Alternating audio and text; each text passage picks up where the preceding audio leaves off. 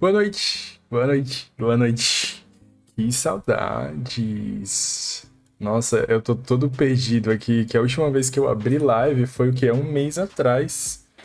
Exatamente há um mês. Pra gente conversar sobre Herdeira do Fogo. Meu Deus. Tá, acho que tá tudo certo. E aí, como vocês estão nessa noite de sábado? Vocês estão bem? Todo mundo terminou o livro? Todo mundo terminou o livro. Eu terminei hoje à tarde. Então, assim, não é que eu esteja totalmente atrasado, mas eu tô com pontos aí e com 5 páginas de, de bloquinho pra gente conversar. Eu tava até relendo, porque, tipo, teve alguns comentários que eu fiz na segunda-feira. Eu comecei segunda-feira o livro, na verdade. E aí, são muitas coisas que acontecem nesse livro, são muitos acontecimentos, muitas tretas, e eu fiquei assim. Primeiro, tempo para conseguir falar sobre tudo, mas também discernimento para saber o que, que é e o que não é importante. Mas assim, não sei vocês, mas para mim foi uma leitura 5 estrelas de novo. Mas não só 5 estrelas, como também favorito. Que para quem não sabe, é Rainha das Sombras, que é esse senhor livro aqui, é o meu livro favorito da série. Eu sou fissurado nessa história. Desde a primeira vez que eu li, eu já favoritei. E eu tava com medo que nessa releitura eu não fosse favoritar. Mas eu favoritei novamente e aplaudi a maestria que é este livro. Muito obrigado, Renata, pelo sub de 19 meses já. 5 estrelas favoritado. Pitasco também deu resub. Tá aqui para bater o ponto. Mas é isso, são 600 e poucas páginas de muita tortura psicológica, muitas coisas acontecendo. O que eu mais gostei nesse livro é que a gente tem, claro, tipo, um pouco de romance surgindo ali, mas a gente também tem muita ação, né? A gente tem muita treta rolando, então, nossa. Eu terminei no início do ano, amei o livro. Eu comecei a ler quando você fez o Leva, mais Bookverso com a Tami. Quando você começou o projeto, eu já tinha lido até esse livro. Tudo. E aí agora você vai pro próximo com a gente ou você já leu o Império de Tempestades? Que é esse aqui. Eu vou fazer o cronograma, acho que dá pra gente começar já, né, nessa semana agora. E atenção também, porque ele é grande, tá? Essa minha edição aqui tem 670 páginas. Isso, não, 690 páginas. Isso, 690 páginas. Então ele é grande demais. Tainá, muito obrigado pelo resub de 11 meses. Tô esperando pra não ler tudo de uma vez. Agora, se a gente for parar pra contar assim, a gente tem o Império de Tempestades, Torre do Alvorecer e Reino de Cinzas. A gente tem 3 livros. Mas se a gente olhar esses 3 livros juntos, equivalem a 6, né? Porque esse livro aqui tem quase 700 páginas. Aí Torre do Alvorecer é um livro grandão também e um pouco arrastado. E Reino de Cinzas tem 1000 páginas. Então, assim, equivale a 6 livros aí. Prestar atenção para não sofrer que nem eu fiz isso, por favor.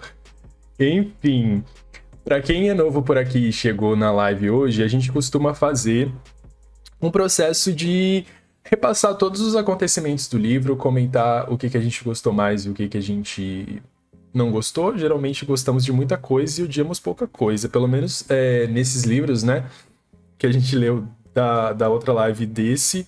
Acho que tem poucos hates, os hates ficaram mais no primeiro livro e tal. E então a gente vai comentar cena por cena e eu novamente estou com o meu look de a blusa combinar com a capa. É isto. Bom, bora lá então. Eu anotei muitas coisas, então, tipo assim, vocês podem também indo, sei lá, recotando as coisas que eu tô falando e interagindo da forma que vocês acharem melhor, que vocês sabem que eu vou só no fluxo. Muito obrigado, Renata, pelo sub pra Karen. E pra quem não lembra, o Herdeira do Fogo termina com a Ailyn voltando, então, para Adarlan, ela voltando lá com muitas promessas de encontrar o quê? O amuleto de Orin, que está com ninguém mais, ninguém menos que Arobin Hamel, que é o líder dos assassinos, o cara que foi chefe dela por um bom tempo, até ela finalmente entrar ali para a corte do rei como assassina, como campeã do rei. Então ela vai para Wenlin, onde ela acaba encontrando a tia dela, que é a Maeve, e lá ela acaba descobrindo um pouquinho mais da história dela, sobre os poderes dela. Ela acaba também tendo ali uma descoberta sobre o que ela é e o que ela significa nesse mundo. E ela também começa a formar a corte dela, a corte de Terra-Sen, porque ela é a herdeira de Terra-Sen, a rainha.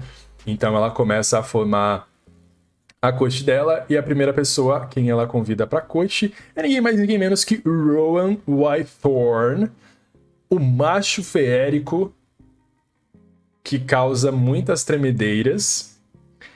Então o livro acaba com ela sabendo que ela vai encontrar o amuleto, porque ela precisa juntar as chaves de Word para fazer todo o Paranauê acontecer ali naquele mundo. Então a gente já começa a Rainha das Sombras com a Ailyn e também, enfim, a Sarah firmando já o nome de Ailyn. Ela não chama mais Selena, então a gente meio que já derruba esse nome que a gente teve por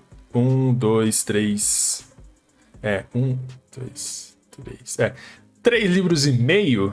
3 livros e meio, vai, se a gente contar ali o início de Herdeira do Fogo, que ainda ela se chama um pouquinho de Selena, e também o livro de contos, daí uns 3 livros e meio, basicamente, onde o nome ainda fica com a gente. Então, o primeiro capítulo é a gente já sabendo que o nome dela, a partir de agora, vamos todos chamar de Ailyn, não chamamos mais de Selena. Selena está enterrada, né? Segundo ela mesma, não é um nome que ela quer usar mais, porque aquilo não dizia respeito à pessoa que ela é.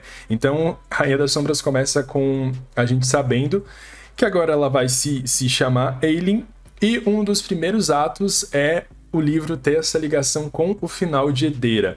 Então ela já chega indo para a Guilda dos Assassinos, ela já chega indo lá conversar com o Arobin para tentar descobrir onde está este amuleto. Onde está este amuleto? E quem que ela encontra lá? Isso mesmo, Cole Westfall. Ela acaba vendo que o Chaol tá negociando alguma coisa com o Arobin, só que ela não sabe exatamente o que é. Então ela meio que fica assustada de o que esse querido tá fazendo aqui. Preciso descobrir. E quando ela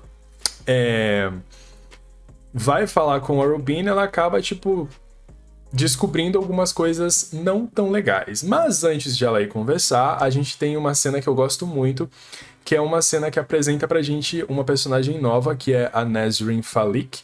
Ela trabalha junto com o Chaol, ela é meio que o braço direito dele, a gente pode dizer assim. E a Nesrine, ela é uma personagem que eu gosto muito porque ela tem uma personalidade muito forte, mas ao mesmo tempo ela tem um coração muito bom. Então ela acaba sendo introduzida na história de um jeito muito legal, que é, se eu não me engano, num momento que eles estão meio que no esgoto, nos túneis lá, e aí a Nesrine acaba pegando a Ailyn e aí levando então até o Chaol, onde eles vão conversar sobre o que rolou neste tempo, o que ela descobriu lá, o que estava acontecendo aqui enquanto ela estava vivendo a vida maravilhosa dela de descobrir mais sobre o passado. Então o Chaol acaba falando tudo que tá rolando com o Dorian, o que tá acontecendo com o rei, quais são os planos do rei e o porquê de ele estar negociando então com o Arobin. A partir do momento que isso acontece, a gente já tem a primeira iniciativa então da Ailyn, que é ir atrás do Arobin, para tentar negociar este amuleto. E aí, quando eles tentam negociar esse amuleto, ele fala para ela assim: olha só, minha filha, pra gente conseguir essa troca justa, você precisa me trazer um dos príncipes Valg que está em posse do rei.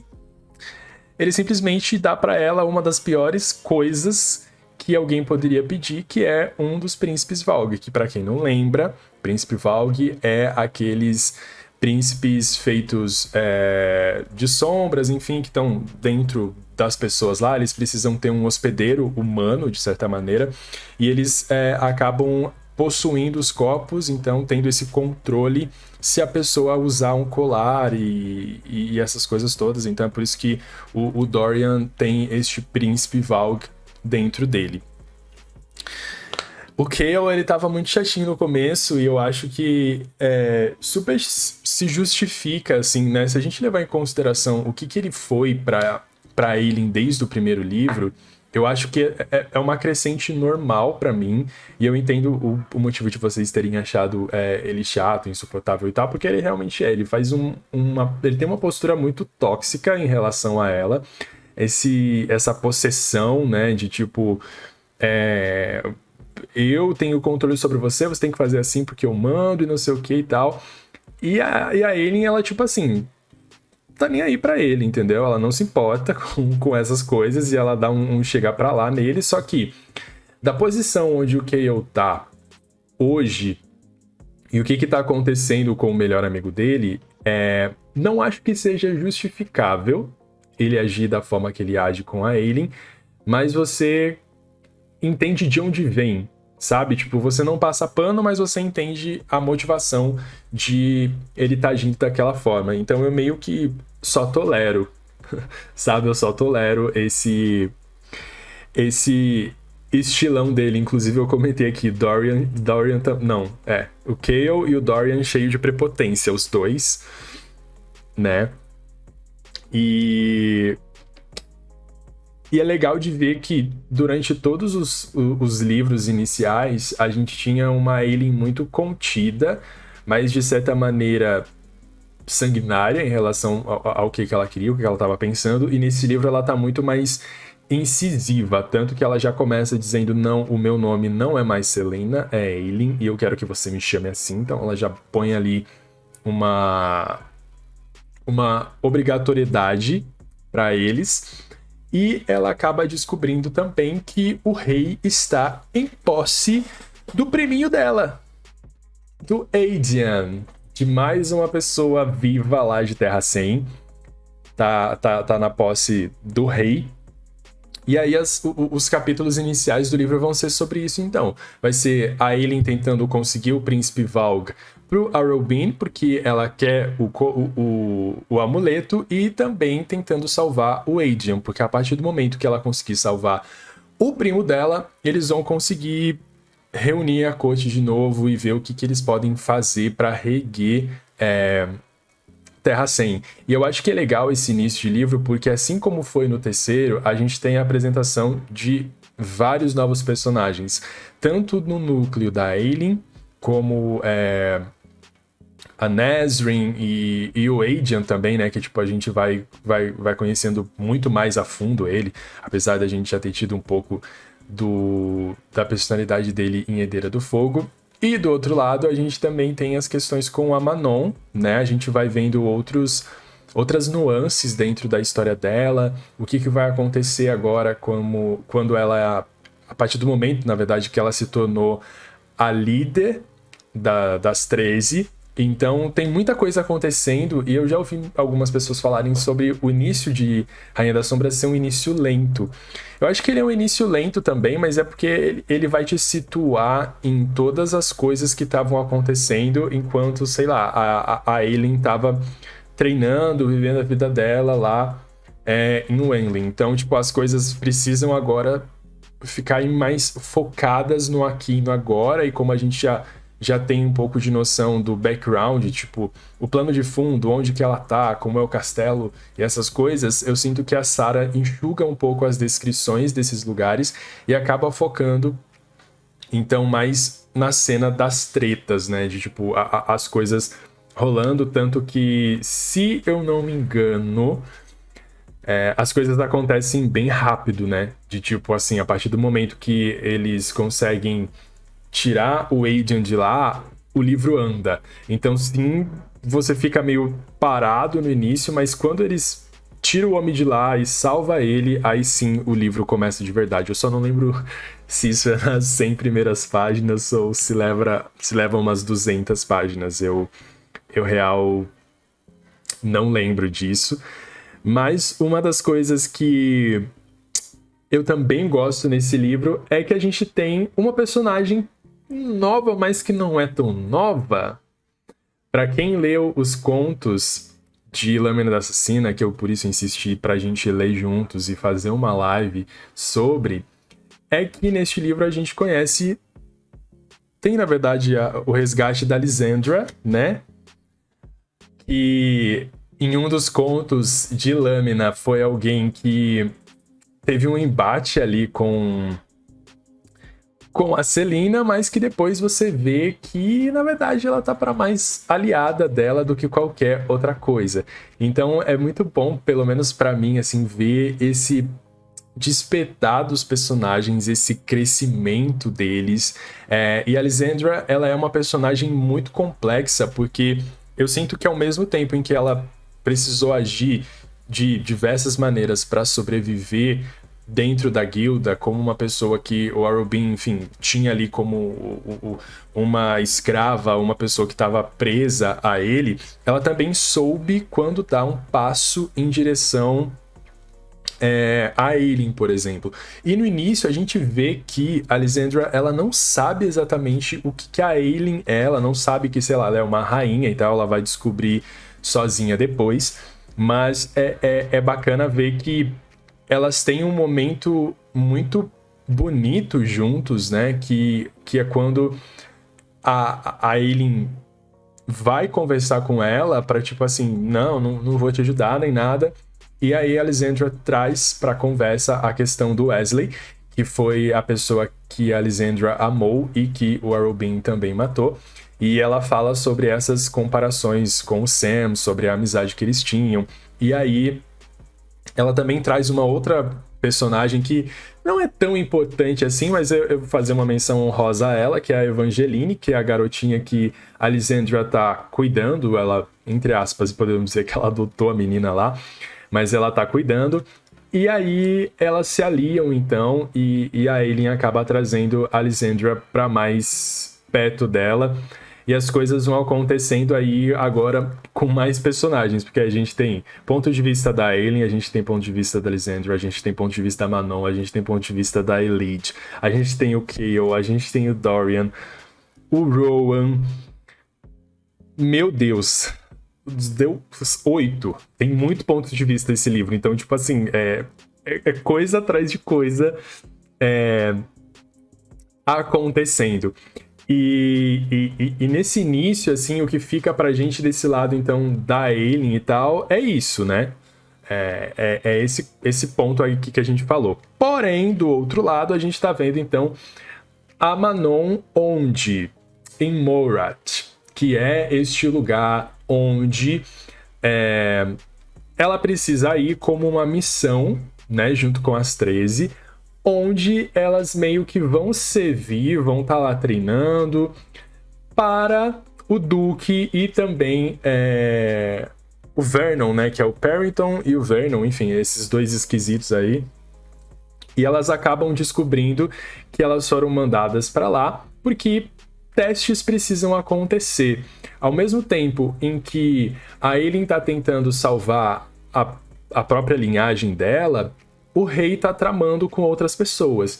Então ele tá tentando aumentar o exército. Ele já tem ali as serpentes aladas que servem como parte do exército dele, mas ele quer fazer uma espécie de modificação, né? Que é a partir do momento onde ele pega um povo, que são as bruxas, e tenta unir a força delas à força dos príncipes Valg. Então ele meio que está fazendo esse experimento para ele ter um exército extremamente poderoso. E aí quando a Manon chega lá, ela descobre que o quê? o rei precisa que ela escolha um clã, independente do clã que seja, para fazer esses experimentos, né? Então, entregar as bruxas lá, vão enfim, ter as relações e vão se criar novas coisas. E aí, num primeiro momento, ela pensa assim, bom, vou entregar aquelas que sempre estiveram contra mim, né? Ela vai lá e pega o quê?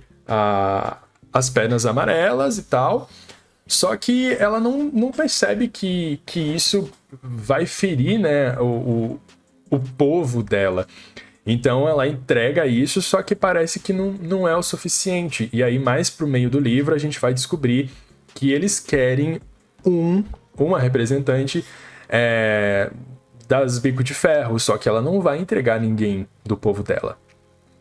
Ela não vai entregar, porque as Bico de Ferro sempre foram as mais amaldiçoadas, sempre foram as que precisaram treinar mais para sobreviver, e ela se recusa. Então ela diz assim, não, vai pegando ali outras pessoas, vai se virando.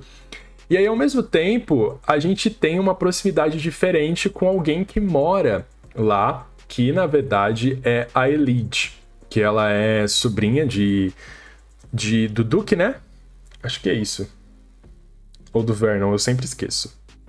Nunca lembro quem que é o Parrington, quem que é o Vernon, mas enfim, é o Lorde e o Duque. Enfim, vocês leram. Eu também li, mas eu esqueço.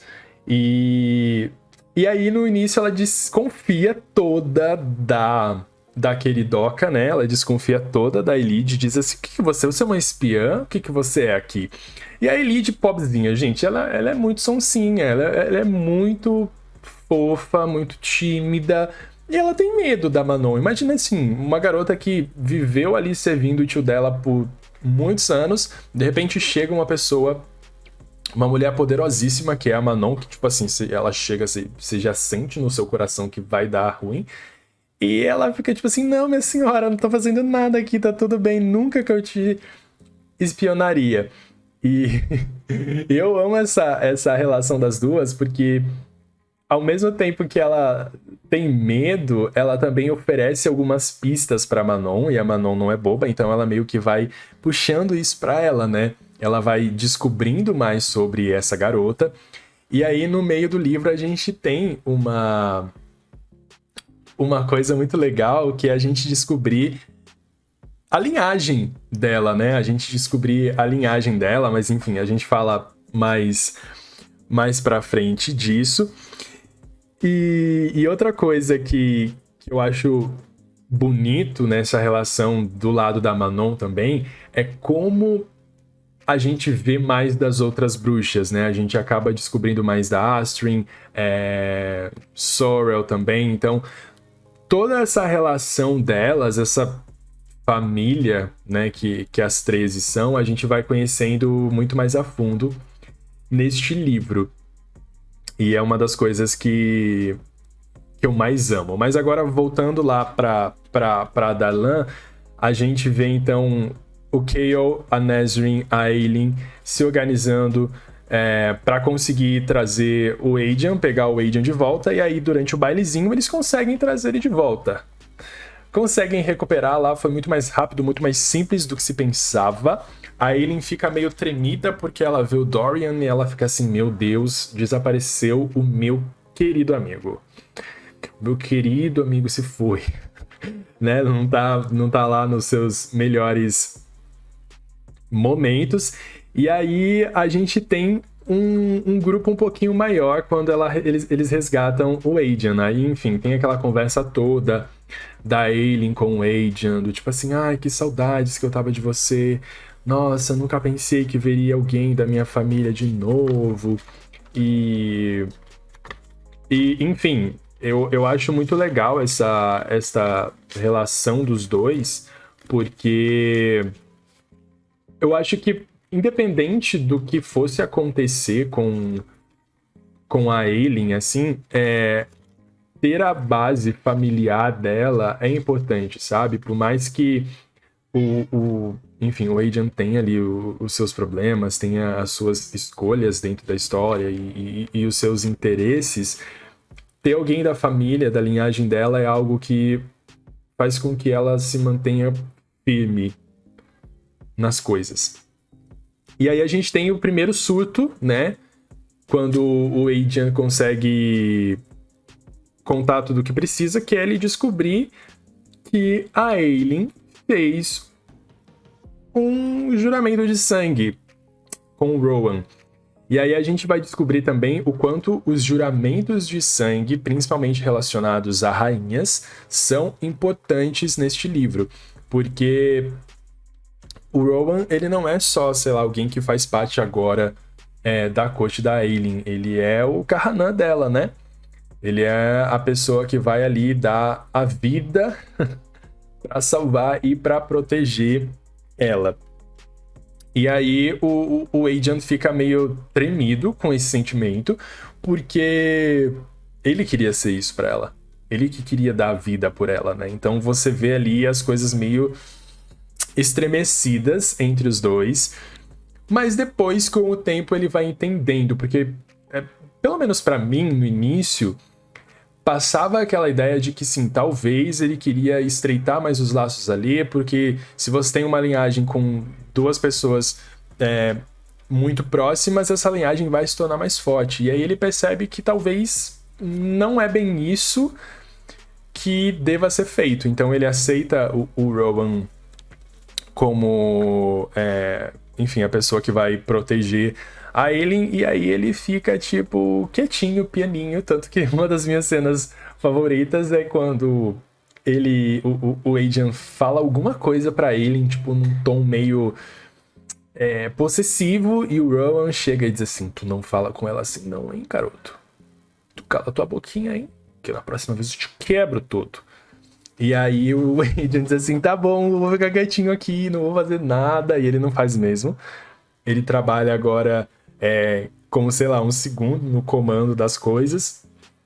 E é muito bom também ver o quanto a Ailyn aprecia a presença dele, aprecia os conselhos dele. Então você vai vendo realmente que a ideia de uma corte, de uma família, vai se formando. Né? Porque no decorrer de todo o livro ela vai juntando mais pessoas. Então o primeiro foi o Rowan, depois veio então o Aedion, e aí, enfim, ela já traz a Nesryn pra pertinho, já traz o Chaol também, depois ela convida, enfim, a Alyssandra também. E outro ponto, falando da Alyssandra nesse livro, é que a gente descobre que ela não é simplesmente o que dizia ser. A Alyssandra é uma metamorfa. Ela se transforma em um leopardo branco, né? Se eu não tô enganado. E pra mim é uma das partes mais legais do livro com relação à história dela. É a gente descobrir esse passado dela, né? E o quanto ela vai falando sobre a família dela, sobre como, tipo, ela foi deixada pela família, e, enfim, quando ela se transformou na capivara. E eu acho muito bonita essa relação dela com o poder dela, tanto que, tipo assim, ela não se lembra mais do rosto dela, né? Porque a partir do momento que ela se transformou, que foi no mesmo momento que o rei extinguiu a magia do reino, ela nunca mais conseguiu se lembrar de quem ela era. E aí ela explica, né, também na história que metamorfos geralmente não se lembram do que aconteceu, né? De como era o rosto deles, de tanto que eles vão se transformando e adquirindo novas características. Chega um momento que eles pedem essa memória afetiva, eu diria. Então eu gosto muito desse trecho porque acaba humanizando ela, de certa maneira. A gente tira aquele ranço, né? Que ela tinha mostrado pra gente lá nos contos de Lâmina. E aí agora a gente fica só com muito amorzinho nela, porque ela é muito fofa. Eu acho que ela consegue ser pra Ailyn, assim, uma pessoa totalmente diferente da Nesryn, por exemplo, que tem um pulso mais firme, mas que respeita a Ailyn também. Então você vai vendo um exército se formando ali, e eu gosto de fazer essa comparação, que em algum momento vocês vão entender que isso me lembra muito os Vingadores, né? A gente vai juntando todo mundo ali, todo mundo vai chegando, todo mundo vai se aproximando, vai lidando com tudo. Então, é legal. Quando a Sarah usa Leopardo Fantasma, eu imagino de forma bem literal. Sim, eu também. A dificuldade que os metamorfos têm de perder a referência da imagem. Exato. Será que é o Vingadores Ultimato? Não falarei sobre isso. Não falarei sobre isto. Enfim. Eu perdi as minhas anotações. Não, essa aqui, né? Isto, essa aqui. Ok. Personagem nova, eu já falei.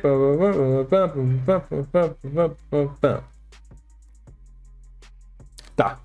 Aí, a gente tem uma conversa muito importante entre o Cale e a Ailyn, que é o quê? Enquanto a Ailyn estava em Wendling, descobrindo mais sobre ela, o Cale estava o quê? Estudando. Porque ele é uma pessoa que estuda. E aí, nesse momento de estudo dele, ele descobre, então, uma forma de trazer a magia de volta para o reino, que foi uma coisa que a gente comentou até na live de Herdeira do Fogo, né? Que ele descobre que é a Torre do Relógio, o ponto principal de ligação ali, e se derrubar a Torre do Relógio, você vai conseguir trazer a magia de volta. Então, ele conta isso para Ailyn, e quando ele conta, outras coisas começam a se mexer, porque aí a gente tem a ponte de ela tentar pegar o Príncipe Valg pro Arrowbeam, porque ela precisa do amuleto. Aí, a Manon precisando escolher um clã para ajudar lá nos testes do Duque. Aí, eles precisam trazer o Dorian pro lado deles e a magia também. Então, são muitas linhas de raciocínio ali no livro que vão se unindo e se entrelaçando para, tipo, chegar lá no final e a gente ter o caos que tem nas últimas 150 páginas, que, tipo assim, é reviravolta atrás de reviravolta, você não vê nada passar, você só vê caos e morte e treta acontecendo. E eu gosto de como esse livro ele é bem pensado, assim, de como, sei lá, a Sarah sentou a bunda na cadeira e disse assim, não, eu vou pensar numa estratégia pra fazer que isso seja crível, assim, sabe? Que as pessoas que forem ler essa história consigam acreditar naquilo e confiar que é a melhor estratégia que a história podia ter. E eu acho que é isso que torna esse livro tão forte, assim, sabe? Tipo, tão bem desenvolvido.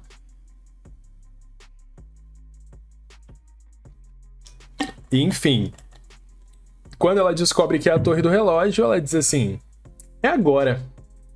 É agora que eu vou descobrir uma forma de trazer a magia de volta. Aí as coisas vão desenrolando, a gente tem mais outros pontos de vista lá do Cale, descobrindo um pouquinho mais dos sentimentos dele pela Nazrin.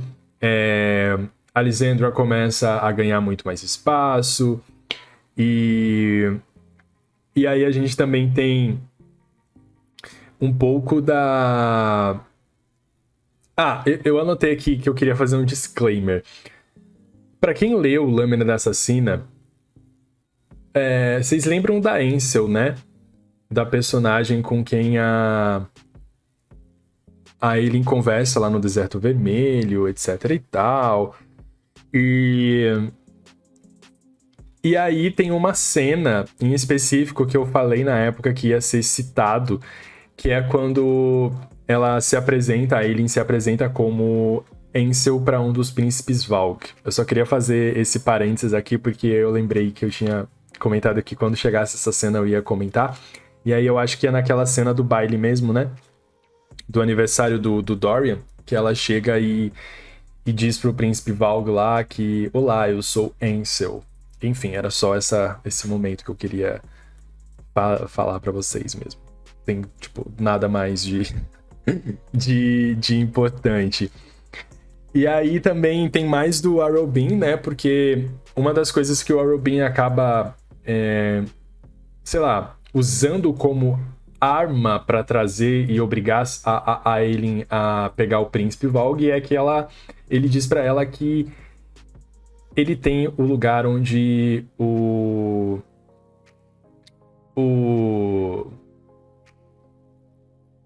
Meu Deus, esqueci.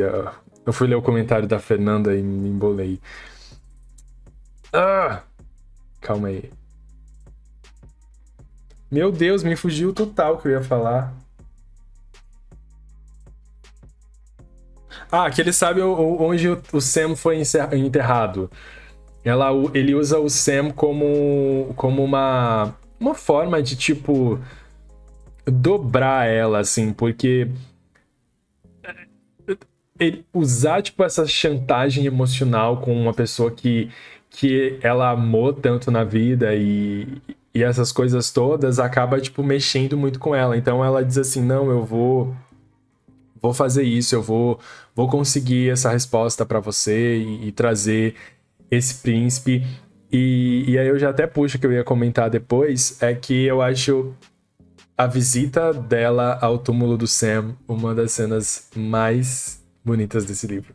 É, tipo, muito triste, porque você sabe a carga emocional que tem pra ela, do passado dela, mas a forma como foi colocado, assim, tipo, a delicadeza que tem nas coisas, eu achei muito bonito. Eu só não chorei porque... eu não sei por que eu não chorei.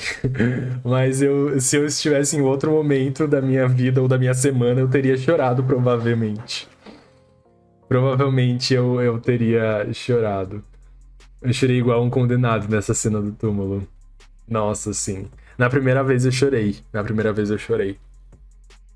Mas, enfim. É uma cena que eu gosto demais. E aí, na sequência, a gente acaba descobrindo, então, também que a Elite tem sangue de bruxa. Elite Lockhand não é apenas uma pessoa simples, né? A gente descobre lá a linhagem dela e tal. Eu acho isso muito bom, velho. Eu gosto demais. Porque num primeiro momento, quando você lê, parece que, tipo assim, não é, né? Que tá só enganando, vamos salvar a menina aqui, mas depois é real. E o respeito do Rowan pelo passado da Aelin. O Rowan, nesse livro ele tá mais contido, tá? Nesse livro ele tá mais na dele, mas no livro passado ele não tava tão na dele. E aí no próximo livro ele fica um pouquinho, assim, too much pra mim. Mas ele tem esse respeito. Na verdade, ele só tem, eu acho, esse respeito às vezes também, porque, enfim, tem o laço de sangue com ela, tem que obedecer mesmo. Mas é o jeitão dele. E outra coisa, né, na verdade, outra pessoa que aparece nesse livro é o Lorcan, né? Vocês lembram dele? Ele está caçando o Rowan, ele está caçando o Aelin, porque ela despertou na Maeve uma curiosidade de saber onde estão as chaves de Word. Pra que ela foi falar, né? E aí o Lorcan chega lá meio como um aviso, mas ele também respeita o espaço, porque o Rowan meio que tem... como eu vou explicar isso? Mas vocês entendem, né? Que é, tipo, aquela questão de dominância, enfim. Não pode matar por conta de laço de sangue, essas coisas, enfim. Aí ele chega meio que avisando que as outras pessoas vão caçar a Aelin. Ele chega com um aviso, mas ele chega assim, melhor ela se entregar, melhor ela entregar as chaves pra mim, que eu levo lá pra Maeve e tá tudo certo. Mas é óbvio que eles não vão fazer. Então a gente passa uma boa parte do livro com essa tensão de Lorcan vai chegar na Aelin, não vai chegar na Aelin, o que ele vai fazer, o que ele não vai. Então eu gosto de trazer este novo personagem, que na verdade não é tão novo, né, porque a gente vê ele lá, mas no outro livro ele tava um pouquinho apagadinho. E o Lorcan, ele é um personagem que eu gosto demais. Porque o Lorcan, ele é um lixo, né? Ele tem o espírito de macho lixo, assim. Tudo de ruim tem nele. Todo o perigo, toda essa bandidagem, essa prepotência tem nele. Só que aos poucos você vai vendo que ele tem os próprios interesses, e assim como foi fácil, né? Fácil. Pro Rowan se afastar da Maeve, ele também tem ali a sua vontade, né? De se desligar desta mulher que já está sendo plantada como uma completa doida. E vai ser engraçado, enfim, vai ser engraçado quando a gente descobrir um pouquinho mais sobre a Maeve. A gente não teve a aparição dela nesse livro, mas vem aí, tá? Pra quem não leu ainda, vem aí. Vem aí um dos maiores atos. E vem aí, não posso falar mais, é isso. Minha ansiedade. Doido demais. Locan sendo Locan, só vai dar jeito quando arrumar quem mande, né? Exatamente, Ana. Mas vamos ficar pianinho assim, porque eu acho que é muito fácil de perceber as coisas, mas enfim, não vou ficar aqui antecipando algo, tá? Enfim. Voltando lá pra Manon, eu gosto que agora eu tenho que ficar me dividindo entre os núcleos todos. Mas lá com a Manon a gente tem uma formação de aliança das 13 com a Elite e com a Kalten também, que acaba se unindo a elas para derrubar então o Duque e o Lodge, porque elas não vão aceitar o que está acontecendo lá. E a Kalten, pra mim, ela é uma personagem muito dúbia, assim, eu não sei exatamente o que eu sinto pela Kalten, eu acho ok, às vezes, mas tem outras que eu não acho. E aí, durante essa leitura de Rainha das Sombras, eu fiquei, tá, né, fiquei tipo assim, tá.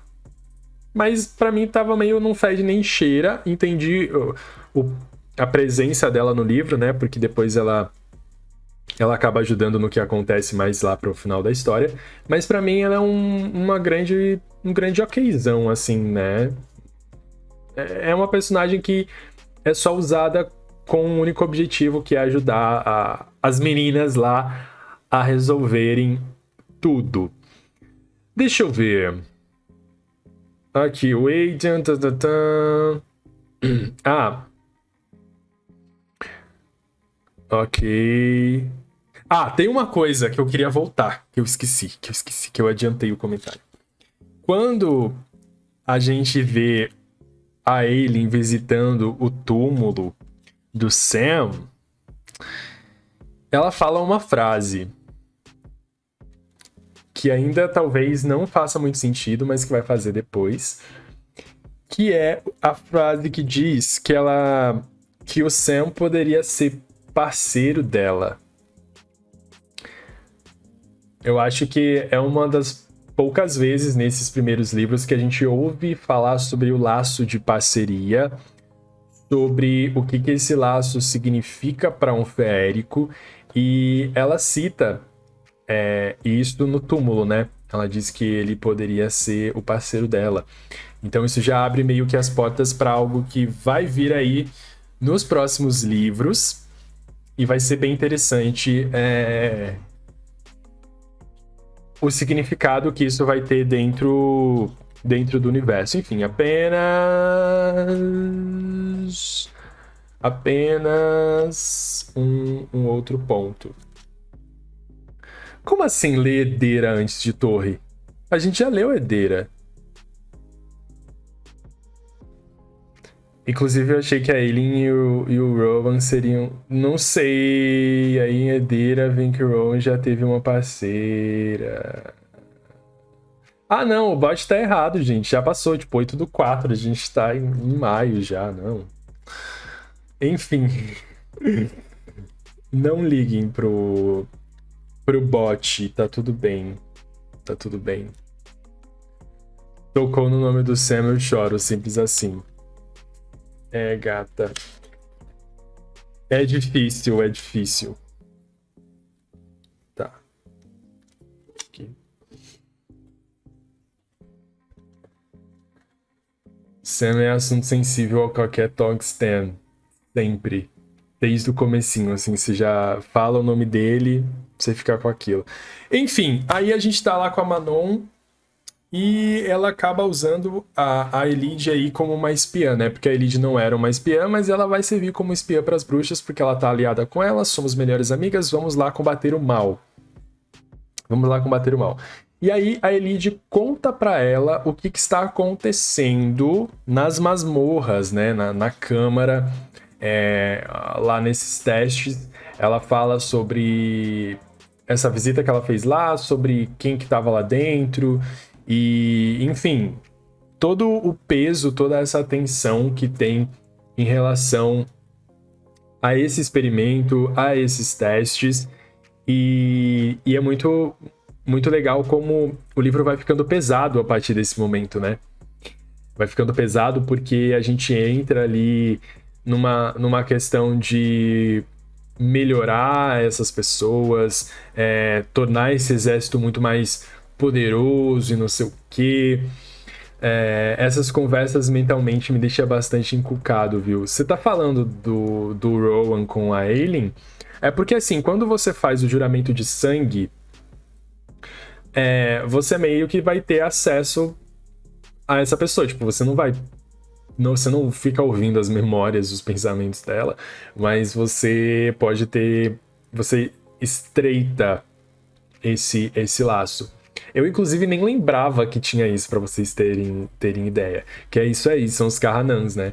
Que é quando o laço se estreita a ponto de você conseguir ter essa sensibilidade para alcançar o outro. É esse fio que conecta as pessoas. Sacou, Daniel? Sacou? É aí que vem o Kahanan. É aí que vem o Kahanan.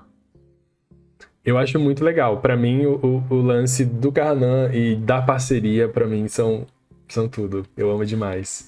Inclusive, às vezes eu acho o laço do Kahanan muito mais legal que o laço da parceria. Mas enfim, aí vocês decidem o que vocês acham. E outra coisa, como a gente tava falando da Manon, vou voltar aqui porque a gente tem um momento de tensão entre ela e a Astrid, né? Que é o momento que a Astrid chega pra ela e diz assim: Manon, você tá entregando, sei lá, as nossas irmãs pra eles, você tá dando elas de bandeja. E aí a Manon diz assim: pô, mas elas passaram a vida inteira guerreando com a gente, pra que eu vou ter pena? Só que, por mais que a Manon seja extremamente forte, durona, ela fica se perguntando, né? Tipo, ela fica assim no silêncio dela, a voz da Astrid, tipo, martelando na cabeça dela, do tipo, não pode fazer isso, não pode fazer aquilo. Enfim, eu acho esse embate das duas muito legal, porque ele vai trazer um outro conflito que vai acontecer mais pro final do livro, que é quando a gente descobre a história da Astrid, mas iremos falar depois. A Manon, pra mim, assim, a Manon é a personagem que mais cresce nesse livro. Eu sinto às vezes que é um livro mais dela do que da Aileen, por exemplo, e eu não me incomodo com isso, porque eu amo ela. E aí a gente tava lá em Herdeira do Fogo se perguntando o seguinte, pelo menos eu tava, porque eu tinha que fazer a live, então eu ficava me perguntando pra falar com vocês, trazer as questões que era como a história desta bruxa vai se encaixar na história da Aileen. Como é que elas vão... A Sarah vai amarrar a história dessas duas personagens. E aí ela faz de uma forma muito inteligente, que é utilizar a Elide como o elo de ligação entre Manon Blackbeak e Aileen Galatinias. Por quê? Porque a gente descobre que a Elide é filha da pessoa, enfim, da mulher lá que salvou a Aileen, que permitiu que ela escapasse viva, né? Enfim, na cena que os pais da Aileen morrem. Então, tá tudo conectado. Tá tudo conectado. Tá, tipo assim, perfeitamente conectado. Por isso que eu falo pra vocês que essas questões do foreshadowing, de voltar pro passado e mostrar as coisas é muito, muito legal. Porque em Herdeira do Fogo, a gente teve muito resgate disso. Né? Vocês lembram a cena que a Aileen volta pro passado, enfim, pro pensamento, memória dela. Ela lembra da mãe, lembra das conversas, lembra de exatamente o que aconteceu. E ela traz o Arobin como esse salvador, né? Que depois, enfim, acaba trazendo ela pra Guilda dos Assassinos. Mas, ao mesmo tempo, ela menciona esta mulher, esta empregada, né? E aí agora a gente começa a Rainha das Sombras pensando assim, gente, quem é Elide? O que que essa garota tá fazendo? Por que que a Sarah tá dando tanto espaço pra ela? Pra isso. Entendeu? Tipo, pra conectar essas duas histórias. E a partir do momento que ela conecta todos esses personagens que antes eles ficavam em núcleos totalmente separados, a gente tem um momento de interação dos dois. Tanto que tem uma cena que a Aileen vê essas bruxas, né? Vê essas serpentes aladas e tal, mas não sabe exatamente o que que é, só vê essas criaturas. Tem outro momento que a Elide fala pra ela, né, que enfim, a Aileen é a pessoa pra quem ela deve a vida, é a pessoa pra quem ela quer trabalhar, pra quem ela quer ter por perto, porque enfim, a mãe dela trabalhou por muito tempo para os pais da Aileen, para a linhagem, Galatinias e tal. Então ela tem a Aileen como essa salvadora dela, e aí você já vê também a forma como a Sarah vai inserindo a ideia de uma na vida da outra. Porque, enfim, vai chegar uma hora que elas vão ter que se encontrar, querendo ou não, né? E aí isso acontece. E eu acho o máximo que ela liga tudo por uma linha de destino, aquela sensação de importância sem explicação. Sim, eu amo. E ela já fazia isso nos contos de Lâmina, né? Ela já fazia isso nos contos de Lâmina com outros personagens que vão aparecendo conforme a gente vai lendo. Ok. Aí, vou tomar uma água agora porque a gente chega em momentos de tensão. Momentos de tensão. A gente chega no momento em que Aileen finalmente encontra uma forma de levar o príncipe Valg para Arobin. E começa o desespero. Por quê?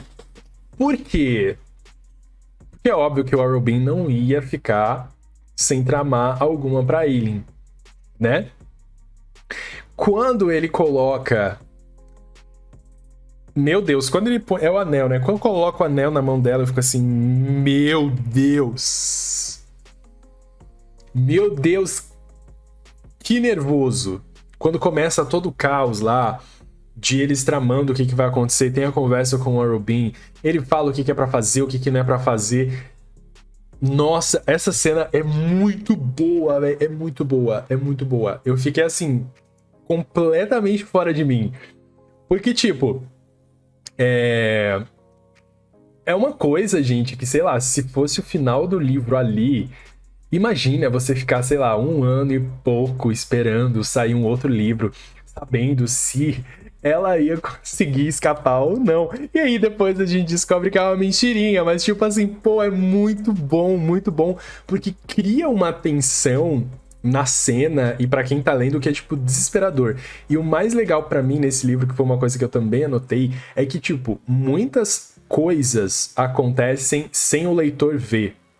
Sabe? Do tipo assim, eu gosto muito de como a Sarah trabalha as coisas que a gente não enxerga. Do tipo assim, você não precisa, exemplo besta, tá? Você não precisa saber que o personagem foi fazer xixi. Você sabe que é uma coisa que as pessoas fazem. Vocês entendem? Então, tipo assim, muitas dessas cenas a Aileen fez antes. Como, por exemplo, ir visitar lá o lugar onde tinha o fogo que ela podia liberar para derrubar a torre e tal. Todas essas coisas, elas vão acontecendo nos espaços de tempo, né? Porque a gente tem muito salto de tempo, assim, de 2, 3, 4 dias. Então, é muito legal. E aí, essa cena do anel, pra mim, assim, tipo, putz, é muito bom, muito bom. E é legal porque nessa mesma cena tem o Rowan junto, né? E aí a Aileen falando o que o Arobin pede pra ela falar. E aí o Rowan, tipo, tentando alcançar ela pelo laço e ela não se dobrando. Enfim, perfeito. Perfeito.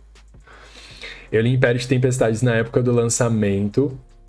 Sofri tanto no final, querendo respostas. E a Bonitona lançou Torre antes do último livro. Nossa, assim. E o final de Império de Tempestades é uma dor sem tamanho. Uma dor sem tamanho. Ô, Ana, a arte de fundo... Nossa, eu sei o nome da menina, mas eu não lembro. Essa arte de fundo, ela veio junto com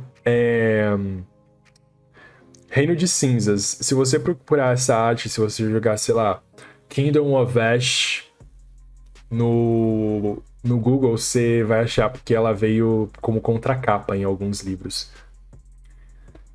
É uma pessoa que fez todas as artes da Sarah, de Trono, pelo menos. O leitor só descobre depois de muitas páginas que tá lendo um super plano que tava na cara, mas escondido ao mesmo tempo. Sim. Tem muitos spoilers também, mas acho que a Ana já leu. Acho que ela já leu, por isso tá tudo bem. E, enfim. Aí a gente abre um outro parênteses aqui, que hoje eu tô abrindo muitos parênteses. Que a gente tem um momento... Um momento, assim, que eu vou ser bem sincero, não faz diferença nenhuma na minha vida, mas eu sei que muitos de vocês devem gostar. Que é o momento que a Aelin começa a ter um foguinho, assim, embaixo da saia, uma coisinha ali que ela quer. Ela chega, ela diz, ai meu Deus, Rowan. E o Rowan diz assim, não, você não pode chegar em mim, porque as paredes deste lugar são muito finas. E eu fico assim, meu Deus do céu, que vergonha alheia. Enfim, temos este momento, mas o Rowan não cede. Então o máximo que há são umas bitoquinhas, uma mordidinha ali, uma coisinha assim. Porém, o ato em si vem aí, tá? O ato em si vem aí, mas é um momento que eu não vou comentar em live, porque eu não me sinto confortável pra fazer esse tipo de coisa. Mas se vocês vão ler, então vocês vão descobrir. Vocês vão descobrir. Ridículo ele afastando ela, porque eu acho que é que existe todo um motivo pra ele se afastar dela. A gente tem que lembrar da Maeve nesse processo. Né? A gente tem que lembrar dos laços, das coisas que ele fazia, enfim, mas é isso. Tá? Odiei a cena do telhado. Rapaz, a cena do telhado. Mas aí, depois disso, a gente tem um grande ato que, pra mim, assim, é um dos melhores momentos desse livro. Tipo assim, esse livro tem tantos momentos bons que eu não sei se eu consigo elencar, mas talvez esse seja o primeiro pra mim. Que é a morte de Harrowbean, de Arrombadinho, que tem lá o seu pescoço cortado. Que tem o seu pescoço cortado. Meu Deus, essa cena é muito boa. A hora que eles entram lá e tá tudo sangrando, assim. Eu fico tipo, meu Deus, que delícia. Muito boa essa cena, velho. Muito boa, muito boa. Tem a cena na praia. A cena na praia tem. A cena na praia é vergonhosa também. Enfim, é muito boa essa cena da morte dele, porque... Vocês lembram, né, que tipo... Lá em Lâmina tem um último capítulo onde a Irene fala pra ele assim que tipo, velho, eu vou voltar. E quando eu voltar, eu vou te quebrar inteirinho. E aí quando ela volta, as coisas acontecem. E o mais legal nisso, pra mim, o peso todo dessa história é que não é o óbvio, né? Não é a Aelin que mata ele, apesar de todo o ódio e todos os motivos que ele tem, mas quem mata ele é a Lysandra. E eu acho que o simbolismo e a potência que essa personagem adquire no livro depois da morte dele, putz, velho, é muito, muito, muito legal. Por isso que é uma das minhas personagens favoritas, que tem sempre arcos muito bons. Vocês vão ver a Lysandra tendo um arco extremamente bom agora nos próximos, mas pra mim, assim, ela tem um espaço muito bom também em Reino de Cinzas. Putz. Muito bom, muito bom, muito bom. E aí, o que eu mais gostei, que é uma coisa que eu não lembrava, é que a gente tem as coisas dos papéis, né, gente? Que aquela cena toda articulada da, da Aileen descobrindo que agora ela tem a guilda, que todo mundo está sob o poder dela. E aí ela faz aquele jogo lá com a queridinha que ficou sem nada por conta do Arubin. Enfim, eu amo demais. Ela planejou tudo com todo o dinheiro do mundo e tal. Enfim, eu amo.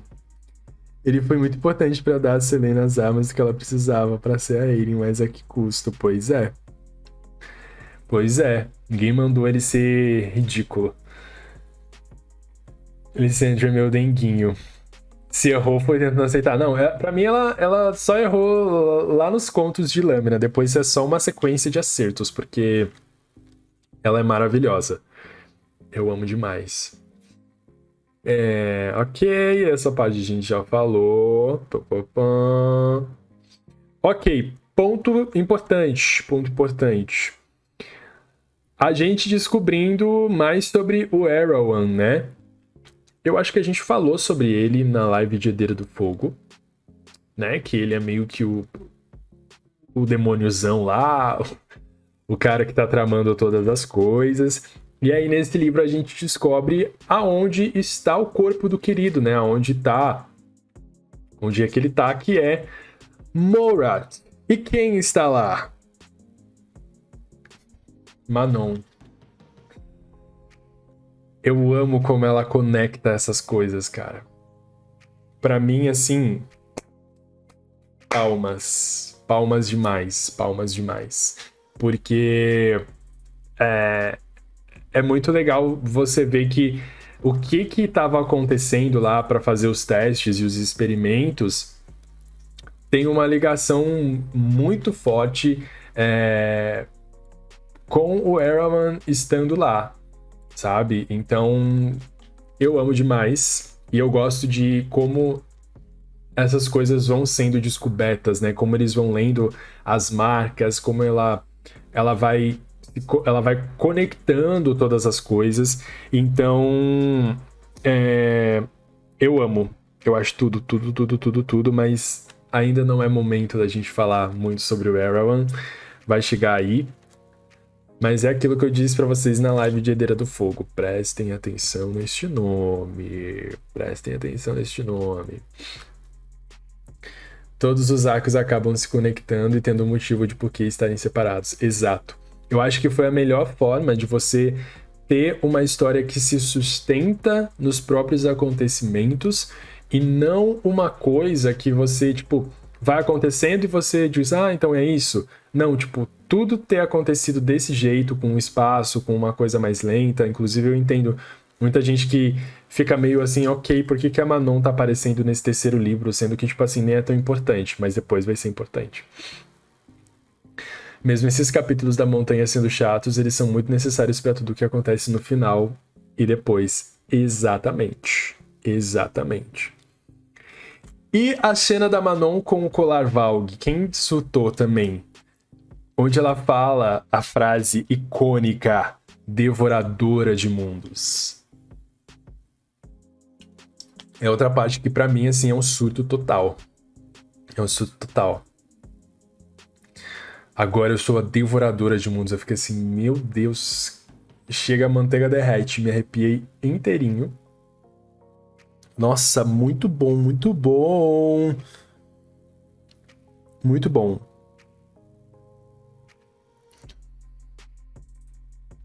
Quando o primo entra no quarto delas, nossa, sensacional.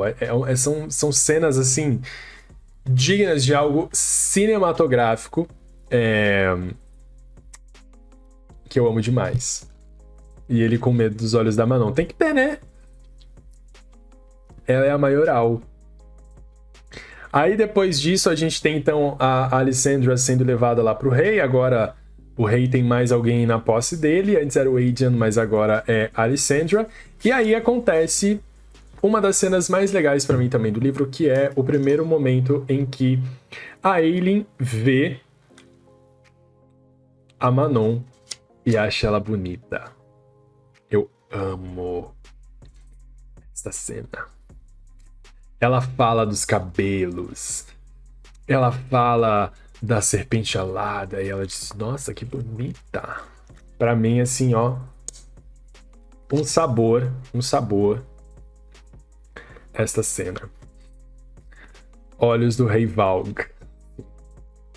Eu também fiquei, como será que o Arobin sabia da Lysandra? Eu não lembro, eu não lembro se isso não é explicado.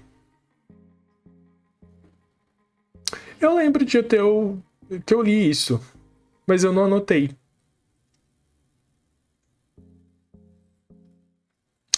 Mas isso explica no livro. Ou fala que vai explicar. Eu não lembro. Real. É uma interação nesse livro, os diálogos são ótimos. Sim. Sim. E também a gente tem ali o primeiro contato, né? Porque ela acha ela bonita, tá lá observando, mas outra pessoa também ela acha muito bonita. Que é o Dorian, né? A gente tem um momento de tensão ali entre o Dorian e a Manon na ponte, né? Que é onde vai, enfim, rolar tudo o que vai acontecer depois. Este momento de tensão entre os dois. E eles têm um joguinho muito engraçado, né? Porque o Dorian ele é muito bundão, ele é muito sossegado, mesmo com o príncipe Valg dentro dele, você vê ainda que ele é um coitado. E a Manon, ela é extremamente direta, incisiva nas palavras dela. Então eles criam esse flerte, essa tensãozinha entre os dois. E... enfim. Eu gosto muito. Essa treta da ponte é muito boa. Da ponte é muito boa. Eita que as mãos de sombra...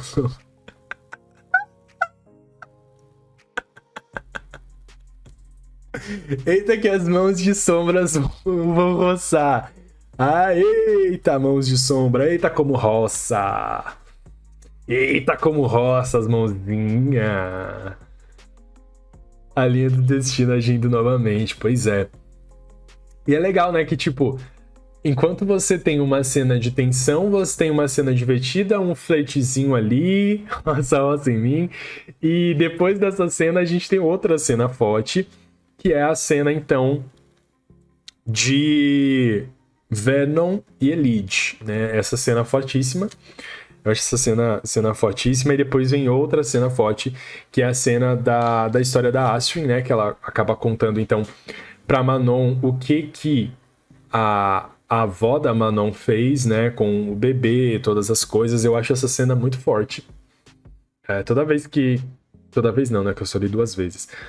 Mas eu acho meio difícil, assim, de, tipo, você digerir essa cena. Eu sempre tenho que dar uma pausei, assim, que eu tava ouvindo o audiobook, e eu disse assim, calma. Acho essa cena muito pesada, precisa ser uma coisa mais tranquila, de ler devagar.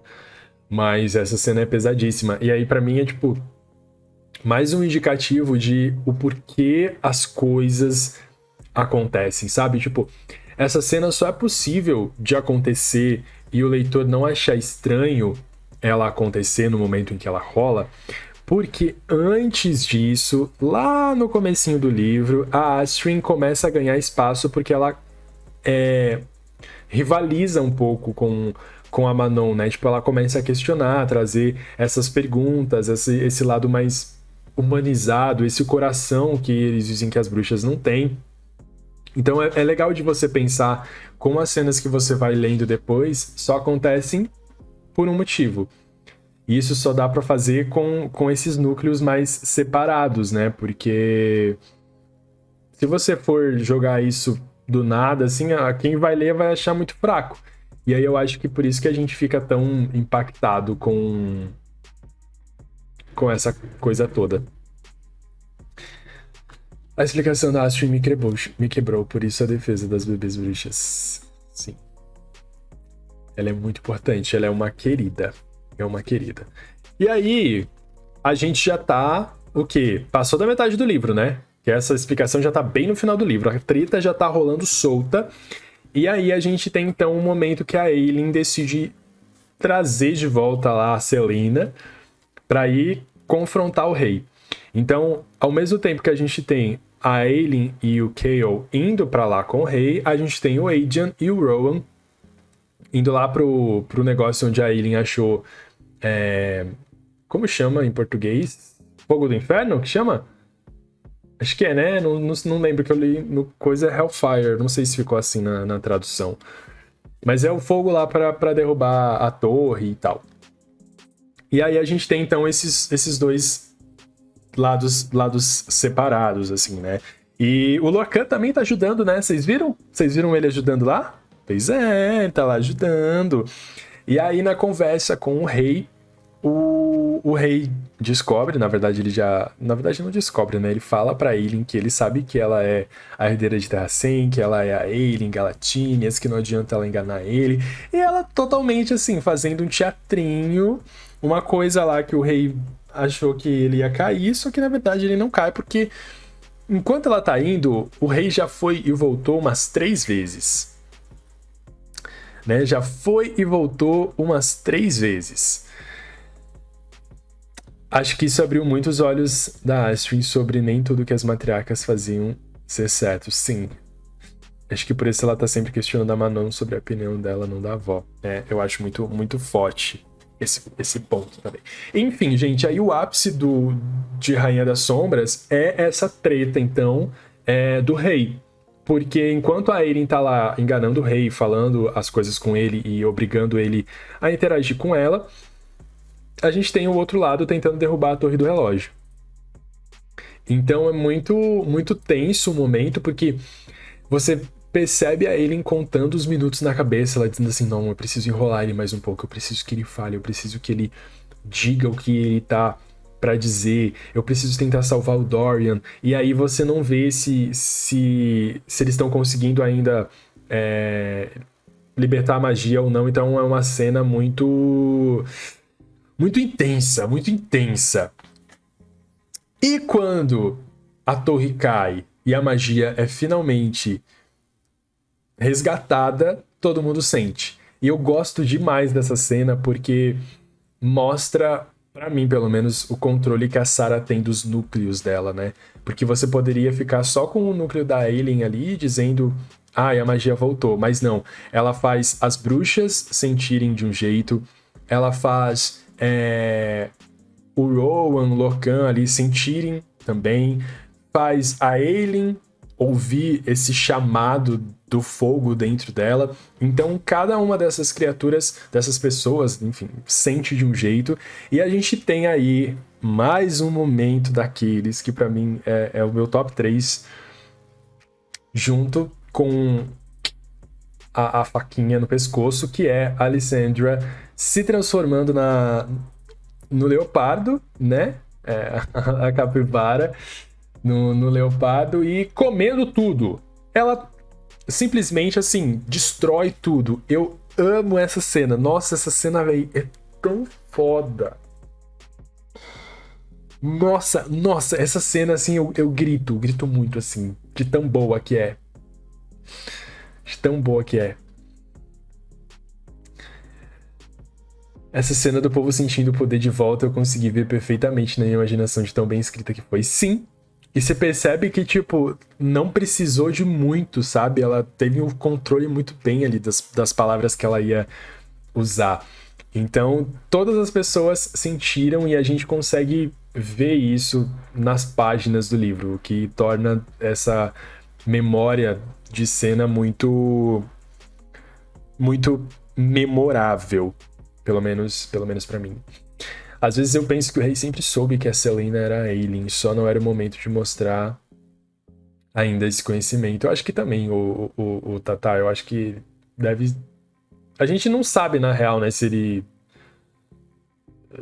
sempre soube. Na verdade, ele sabia, né, porque tem a parte do... Eu ia falar agora, inclusive, do capítulo 78, que é o capítulo das revelações, né?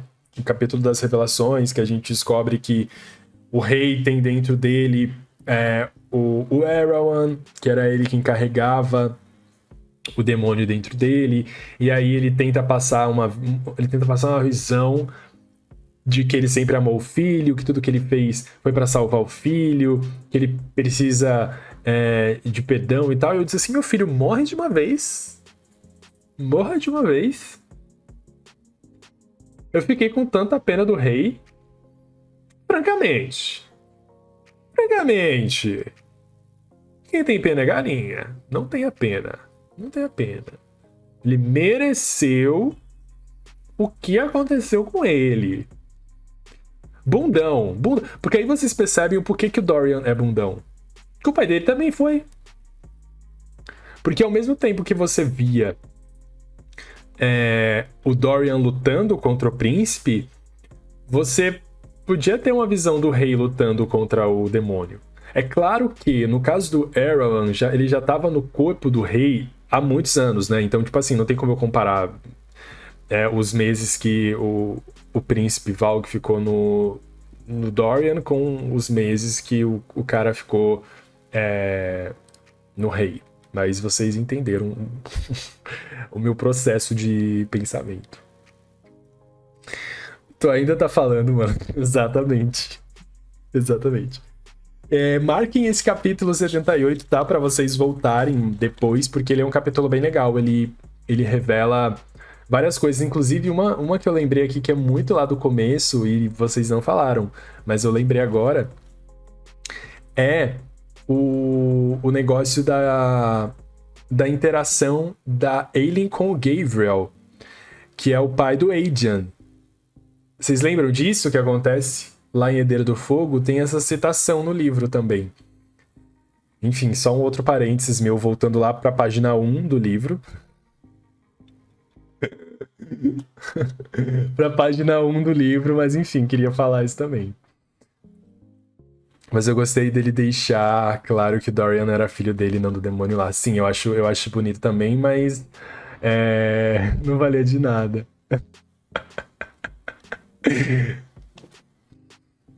O Grave é outro bundão. Todos são.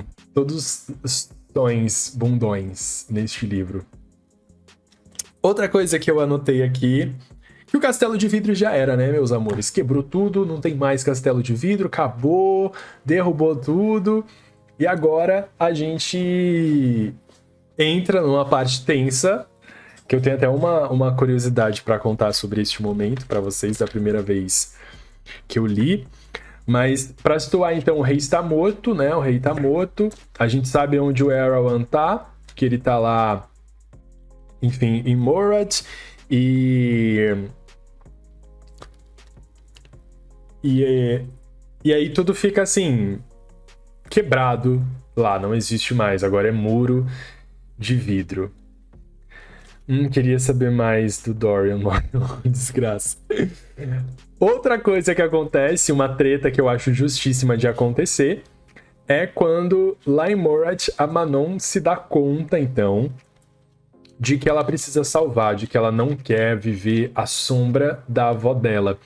Então ela simplesmente decide colocar fogo, né, nas montanhas, colocar fogo lá no Duque, no Perrington e tal. E essa cena também é muito boa, porque tá a Kalten, tá a Elite, estão as 13, todo mundo junto lá, põe fogo e vambora! Queima. Mas o que mais me dá raiva é saber que eles se safaram, né? Porque eles estão vivos. O Duque tá vivo, depois a gente descobre isso. Eu fico meio nervoso, mas eu acho essa cena também muito, muito icônica. Porque a Elide é resgatada, né? Ela é resgatada. E quando elas fogem e ela tem uma conversa com a Kalten, a gente volta de novo lá para um dos contos de Lâmina da Assassina, onde a Kalten ganha a capa, né, da Manon. E aí ela diz que não deixaram ela ficar, né, com a capa, mas ela tem o tecido e é para Elite entregar isso para a Celaena e lembrar a Celaena da capacidade de abrir as portas. E então eu gosto muito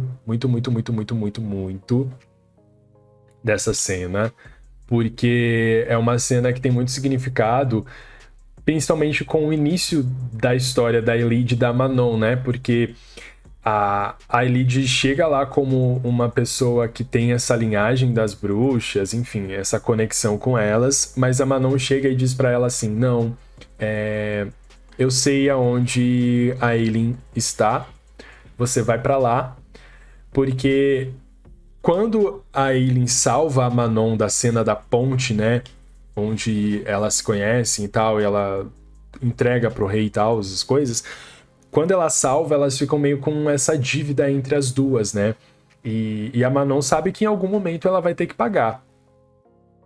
E é muito bom ver que isso vem... Uma parte disso vem muito rápido, que é mandando a Elide pra pessoa que ela sempre quis conhecer, que ela, enfim, tem um carinho especial. E aí já fecha mais um ciclo desse foreshadowing que acontece em Lâmina da Assassina, que é mandando a Kalten entregar o negocinho lá e ficar tudo de bom. E isso ela paga avisando também que o Dorian ainda tá dentro do corpo dele. Sim, eu amo. Eu amo. Aí, vamos lá pra minha curiosidade que eu anotei aqui, que é o Chaol.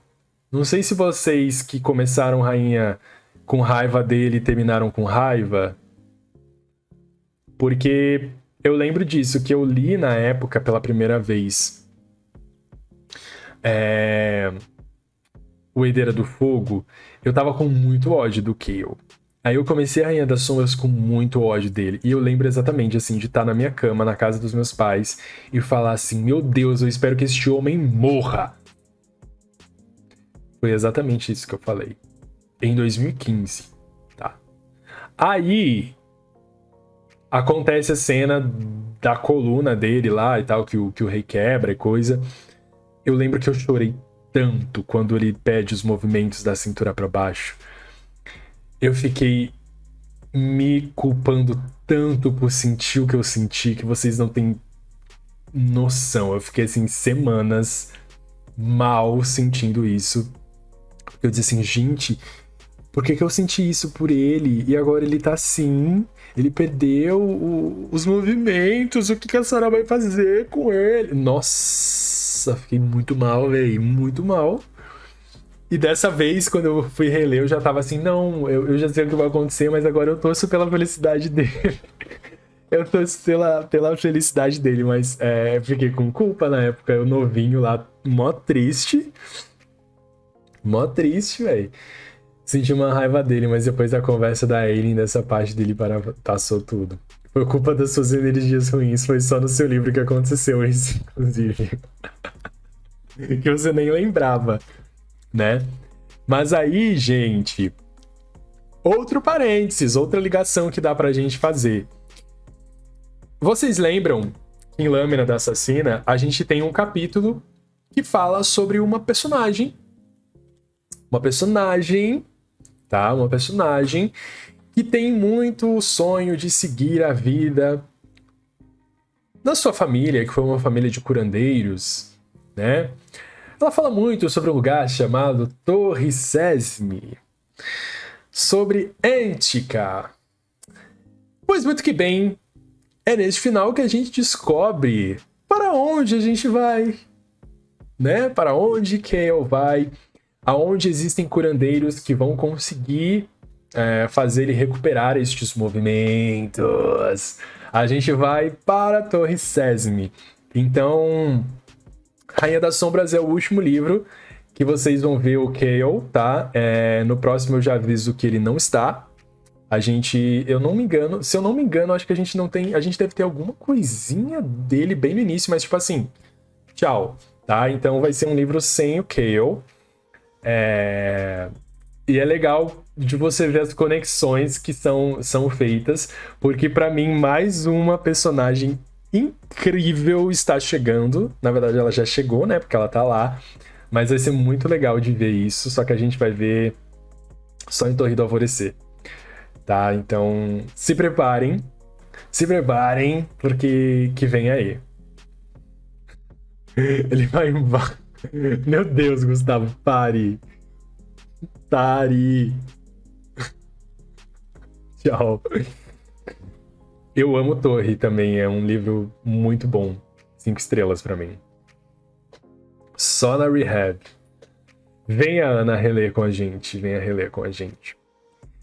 Aí, depois disso, então, a gente vai encerrando os ciclos, né? A gente já encerrou a Manon com a Elite. A Elite tá indo atrás da Aileen. Então, mais alguém que talvez vai entrar pra corte da Aileen ali. A Lysandra e a Evangeline acabam ganhando um terreninho.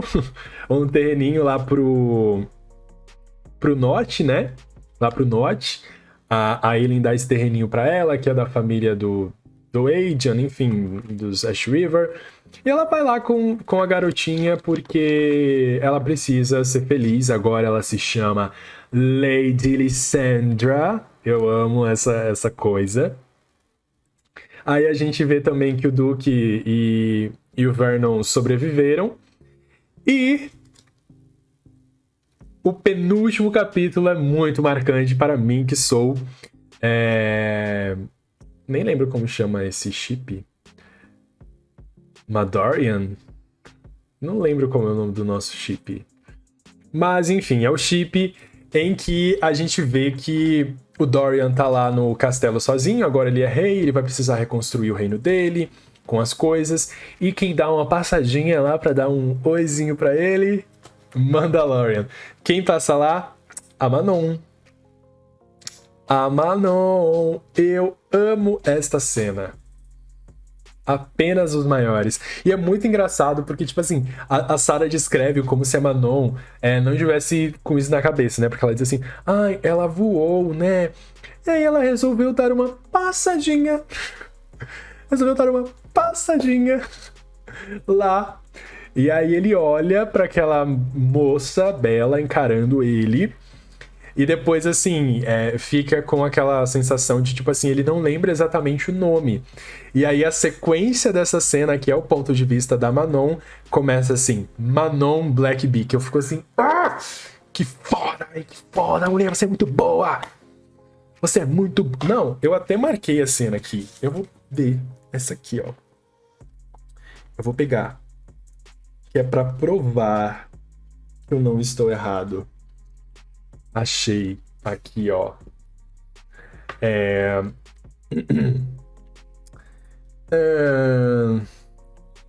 E dentro da escuridão de memórias, mesmo com a dor e o desespero e o terror, ele tentou não esquecer o nome que ecoava em sua mente. Aí começa Manon Blackbeak. Eu fico assim, perfeito. Olha, é tão bem feito que, tipo assim, a diagramação também tá de parabéns. Olha isso aqui. Olha só. A name echoed in his head. Manon Blackbeak. Eu amo, eu acho perfeito, velho. Meu Deus, é muito bom ser Mandalorian STEM. Oi, bruxinha. Oi, bruxinha. Nossa, eu dou altos gritos nessa cena. Ai, lindos demais os meus pais. E aí o último capítulo é uma coisa que era óbvia, né? O Rowan e a Aileen chegando em Terra 100. Ela voltando, né? Eu acho muito bonito também a última frase de Rainha das Cinzas, que diz Aileen Galatinias finalmente estava em casa. Acho que é isso, né? Isso, ó. E depois de muito tempo, Aileen Ash River Galatinias was home. Eu falei Rainha das Cinzas, Rainha das Sombras, desculpa. Eu acho muito bonito essa última frase. Que ela finalmente estava em casa. E aí acabou o livro. Somente momentos icônicos. Somente momentos icônicos. E agora, hein? O que vai acontecer? O que vai acontecer agora? Posso dizer que este querido aqui é muito triste. É muito triste, tá? Nossa, dor. O final desse livro é muito dor. Nossa, muita dor. Os 5 estrelas é favoritado, veio com tudo. Faz o S. Então, gente, pra quem tá lendo pela primeira vez, tem dois caminhos, tá? Eu vou fazer o mesmo caminho que eu fiz porque eu acho o segundo caminho um pouco complexo. Eu vou explicar por quê. Como aconteceu o que aconteceu com o Kael em A Rainha das Sombras, e eu falei pra vocês que ele não participa de Império de Tempestades, temos o primeiro caminho que é... Aí vocês decidem que eu não vou me meter, tá? Eu vou seguir o meu e quem quiser segue o meu também. Que é o seguinte: continuar com Império de Tempestades, que vai focar só na consequência da Aelin, do Rowan, da Alessandra, vai pegar só esse núcleo, o núcleo da Manon também, do Dorian. Ou tem um caminho que é divertido, mas ele é trabalhoso.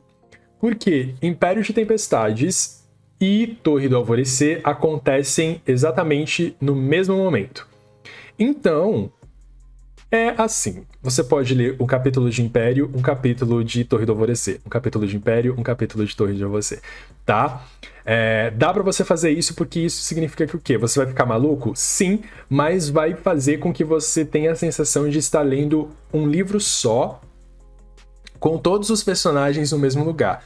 Porque a Sarah escreveu Torre do Alvorecer no mesmo momento que Império de Tempestades. Então, quando a gente for ler Torre do Alvorecer, se vocês seguirem o primeiro caminho, vocês vão ver que o Kael vai ficar pensando e a gente vai ver as ações do que a Aelin vai fazer nesse livro acontecendo lá. Entendeu? Então, tipo assim, é como se ela tivesse escrito os dois livros no mesmo momento. E aí dá pra você fazer essa brincadeira que é ler um capítulo de um capítulo do outro. E aí vocês pensam, nossa, não tem essa capacidade, é bizarro. Mas a história se encaixa. É muito bom, é muito engraçado de fazer, tá? Então, pra quem quiser fazer isso, pode fazer, tá? Dá pra vocês procurarem no... Acho que no Twitter tem, ou no wiki de Trono de Vidro Brasil tem a ordem, tá? De tipo assim, tal parte termina aqui pra você não pegar spoiler do outro livro. E é legal, mas não precisa se vocês não quiserem fazer. O que eu vou fazer eu vou ler Império primeiro inteiro, e aí depois eu vou ler o Torre do Alvorecer. Então, se vocês quiserem seguir este caminho, venham na minha, que é sucesso, e aí a gente vai conversar sobre os livros em separado, mas quando a gente for falar sobre Torre do Alvorecer, a gente pode ir conectando as duas coisas, tá? Os dois livros anteriores. Eu só quis falar porque é um caminho que muita gente faz e é divertido, e sei lá, como vocês estão lendo pela primeira vez algumas pessoas, pode ser legal de vocês fazerem também. Mas se não quiserem, de boas, até porque esse querido aqui tem 695 páginas, já é muita página, tá? Pra uma pessoa só. Imagina ler o Torre, que também tem lá as suas 700 páginas.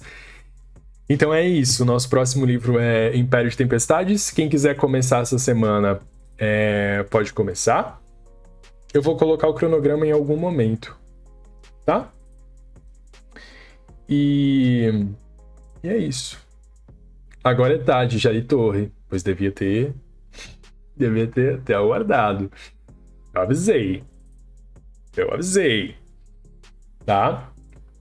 Então os dois próximos livros dá pra fazer esse joguinho, mas vai ser bom porque a tensão que se cria no final de Império de Tempestades fica absurdamente horrível quando você vai começar o Torre do Alvorecer, porque você quer saber umas coisas e você não tem acesso, até que você chega no final e você tem acesso.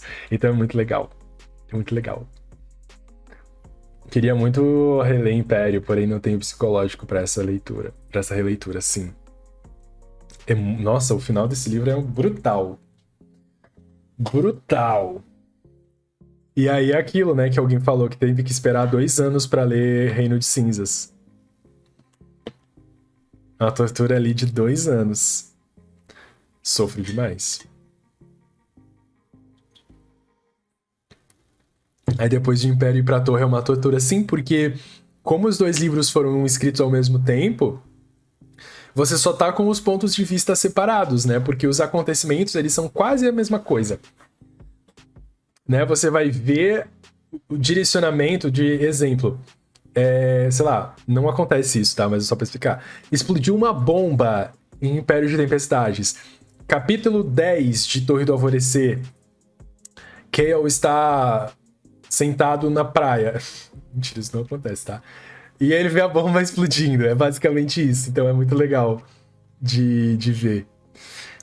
Quando terminei, chorei copiosamente. Precisei de uns 3 dias pra conseguir começar o último. É pesadíssimo a tortura. Eu acho muito inteligente a forma como foi feito. E é por isso que eu digo e rebato sempre quando as pessoas falam que é pra pular a Torre do Alvorecer. Tipo assim, entendemos não gostar do Kael ou da Nazrin e tal, mas o plot twist de Trono de Vidro tá em Torre do Alvorecer. Então, se você não ler Torre do Alvorecer, você vai começar Reino de Cinzas perdidaço.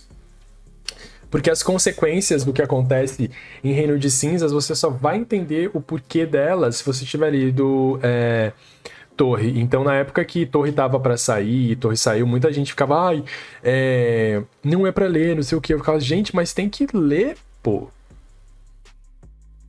Pra mim, um dos maiores atos da tiazona acontece em Torre do Alvorecer. Eu acho, assim, brilhante, cara. Meu Deus, velho. E a ligação que tem com o terceiro... Meu Deus, é muito bom. Terceiro livro, é tipo assim... Enfim, o ciclo vai se fechar, a gente vai entrar aí pro antepenúltimo. Isso, antepenúltimo livro. E eu quero muitos surtos, porque vai ser muito legal. Vai ser muito legal a cara de todo mundo, assim.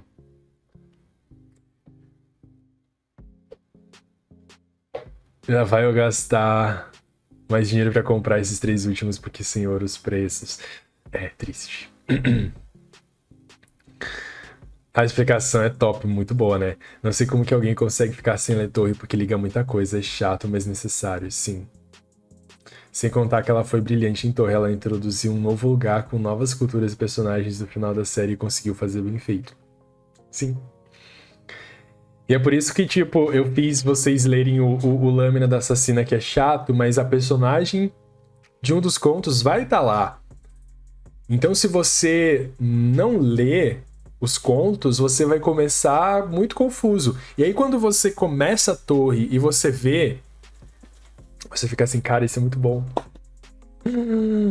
Muito bom! Enfim, vem aí. Vem aí. 26 meses, Gus. Meu Deus. Muito obrigado pelo resub. Break Prince também deu a 1 hora. Eu nem vi. A Manu também deu. Manu não terminou de ler o livro. Credo.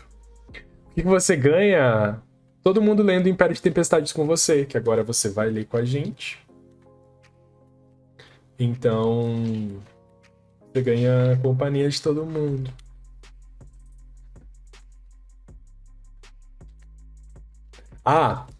E esse livro é legal porque ele traz personagens que a gente conversou muito em Coroa da Meia-Noite, tá?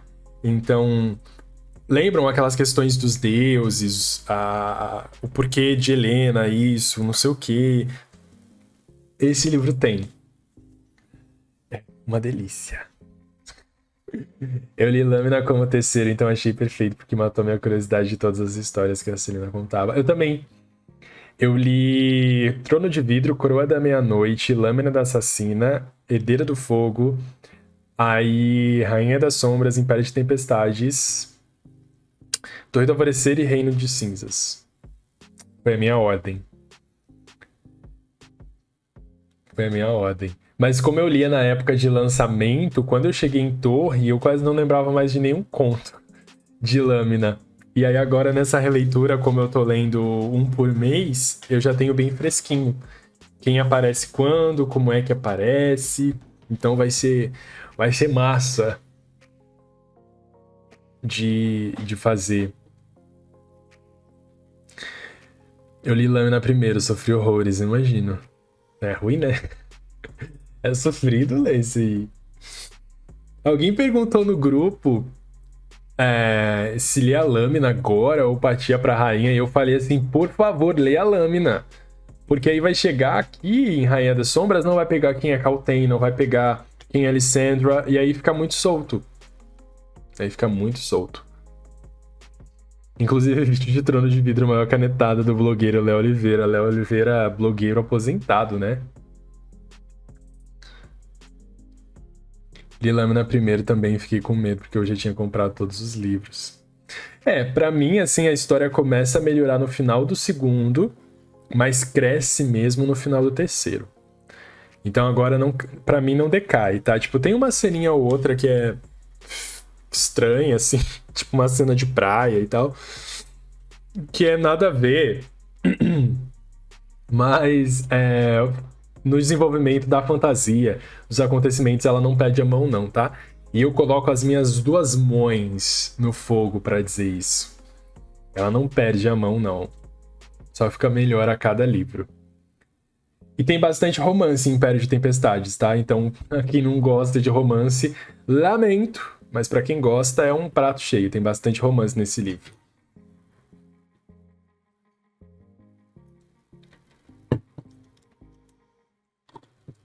Enfim. Acho que eram essas as coisas que eu tinha pra comentar com vocês, né? Fiquei muito orgulhoso de mim que eu consegui ler esse livro em uma semana. 5 páginas no meu bloquinho de notas. E ainda uma live de 2 horas que a minha coluna tá doendo. Eu fiquei tão apaixonada pelos livros que devorei todos. O que mais demorei foi Torre. Inclusive depois lamentei ter lido tão rápido. Fiquei órfão. Quando é bom a gente fica, né? Quando é bom a gente fica. Inclusive... Corte sonha, né? Eita, como sonha. Corte. Um beijo pra Corte. Sentimento de abandono, é um sentimento de abandono que eu não superei até hoje. É isso. Mas enfim, tá liberado então começar Império de Tempestades. Lembrando sempre que é um livro grande, então não deixa pra ler na última semana ou ler 20 páginas antes de começar a live. Tá bom? E a gente se vê no dia 3 de junho? Creio eu que vai ser isso. 3 ou 10 de junho, eu não sei quando vai ser, tá? Mas eu aviso lá no grupo, como eu sempre faço. E vamos conversando, então boa leitura de Império de Tempestades para vocês. Espero que seja um livro tão bom quanto Rainha das Sombras. Espero que vocês se divirtam e que sofram bastante também, porque é muito sofrimento esse livro. Tá bom? No mais, um bom domingo, um bom início de semana e a gente se fala. Para quem não pode assistir, estarei colocando a live no YouTube nos próximos dias e aí eu mando lá no grupo. Tchau!